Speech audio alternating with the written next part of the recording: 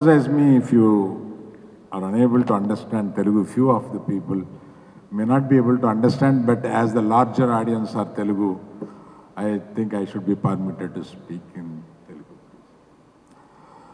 So, ఇప్పుడు మేము ఆహా చేయబోతుంది ఏమిటి ఇది అన్నీ నేను చెబితే మళ్ళీ రిపీట్ చేసినట్టు అయి ఉంటుందని నేను చెప్పట్లేదు. మన సిఇఓ గారు పూర్తిగా ఈ దీని గురించి చెప్పున్నారు కాబట్టి ప్రత్యేకంగా నేను ఇక్కడ మన మంత్రివర్యులు కోమటిరెడ్డి గారిని ఆహ్వానించడానికి మాత్రమే ఈ మైక్ దగ్గరికి వచ్చాను. చాలా సంతోషం సార్ మీరు ఇక్కడికి రావడం. నమస్తే.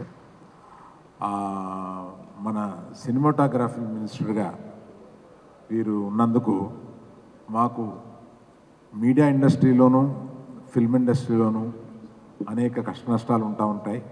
అవన్నీ వారికి చెప్పి వారితోటి మేము కొంత ప్రయాణం చేసి అవి సాధించాలని వాటిలన్నింటినీ సఫలం చేయాలని చెప్పి నేను వారిని కోరుతున్నాను.